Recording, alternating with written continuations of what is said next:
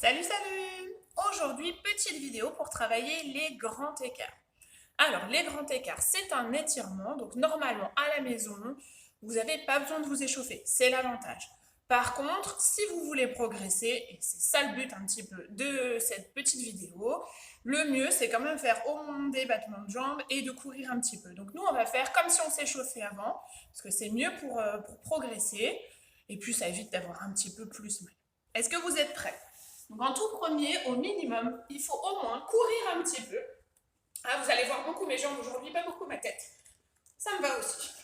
Donc on peut courir, on peut changer les vitesses, monter les genoux. Il faut toujours augmenter son rythme cardiaque avant quoi que ce soit. Donc on peut sauter aussi un petit peu, histoire d'avoir bien chaud d'un pied sur l'autre. On peut écarter les jambes aussi. Et on peut tranquillement revenir. Voilà. Alors avant de commencer les grands écarts, ce qui est bien, c'est de s'échauffer les chevilles. Au moins on les tourne dans un sens et dans l'autre. Elles vont quand même beaucoup travailler. Et de l'autre côté, dans un sens et dans l'autre. Et on va faire ce qu'on appelle des battements de jambes. Donc on va s'installer sur les fesses, comme à la plage. On va mettre un pied, je vais mettre celui-là, un pied en haut, et avec l'autre, on va le garder tout droit, et on va le monter avec une pointe de pied. Et on va faire 10 battements. 2, 3, 4, 5, 6, 7, 8, 9 et 10. Et on va faire pareil avec l'autre jambe. En bas, on garde la jambe bien droite, et on monte. 1, 2, 3, 4, 5, 6, 7, 8, 9 et 10. Et ensuite, ce qu'on peut faire, on attrape sa cheville et on va monter la jambe. Pareil, on la laisse toute droite, pas pliée, on la laisse toute droite, on la monte. Quand ça fait mal, on s'arrête. Mais par contre, avant de descendre, on va toucher avec son nez son genou. Et on redescend tout doucement, pas comme un hippopotame. Et on n'oublie pas la deuxième jambe. On monte. On tend et on redescend tout doucement. Ça, c'était les battements simples, mais on peut également les faire dans l'autre sens. Donc, on va se mettre comme un chat. Les mains, elles regardent bien dans la même direction que les yeux. On va tendre les jambes et pareil, on monte et on fait 10 battements avec la jambe toute droite. Prêt?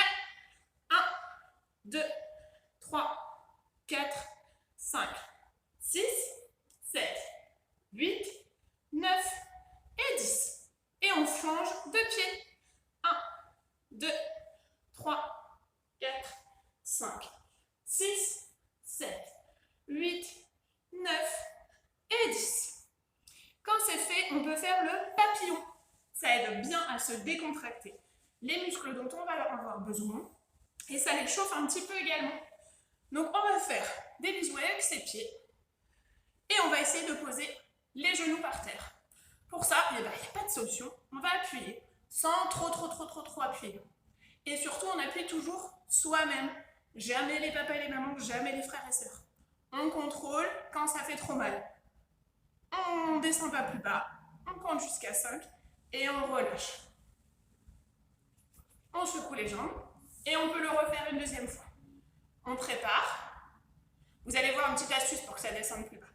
Si on se met les bras derrière et qu'on se met bien droit, normalement, on arrive à descendre plus bas juste avec la bonne position.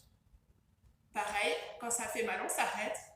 On compte jusqu'à 5 et on relâche. Ça, c'était le papillon. Et on peut également faire le papillon en arrière. Alors celui-là, je sais que vous ne l'aimez pas trop. Donc on va se mettre comme un chat de nouveau. Des bisous avec ses pieds et on va descendre.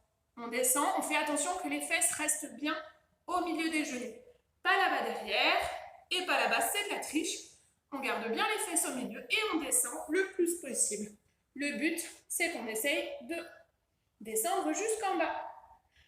Cette position, c'est la meilleure sur les coudes. Si vraiment c'est trop facile, on peut descendre et on allonge les mains devant. Pareil, on compte jusqu'à 5. Et quand ça fait trop mal, On redescend, on secoue les jambes et on est prêt pour faire les grands écarts.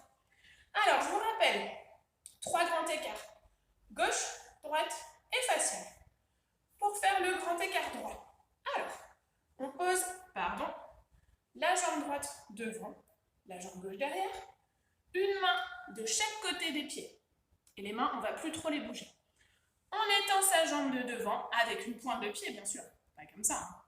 Et on va descendre jusque le plus loin. Dès que ça fait mal, aïe, aïe, aïe, aïe, aïe, aïe, on compte jusqu'à 5 et on redescend. Et on secoue toujours ses jambes. On peut faire pareil de l'autre côté. Et pour le grand écart facial, 2 solutions. Soit, comme moi, on a un joli mur là derrière, on peut l'utiliser.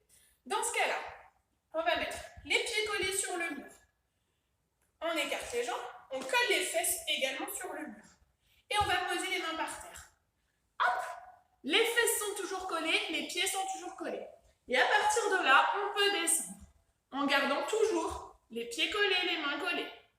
On peut rester comme ça, ou on peut se mettre sur les coudes. Et quand ça fait trop mal, on redescend et on secoue. Quand on arrive bien à faire celui-là, on peut faire la même chose sans le mur. Donc, on reste là et on descend. Et on descend en essayant pareil. On ne met pas les fesses devant et pas les fesses trop derrière. Et ben voilà, ça on peut essayer tous les jours, le grand écart. Il n'y a pas de secret, il faut le faire beaucoup de fois. Et au fur et à mesure, on va descendre. Voilà, c'est tout pour aujourd'hui. À bientôt. Salut!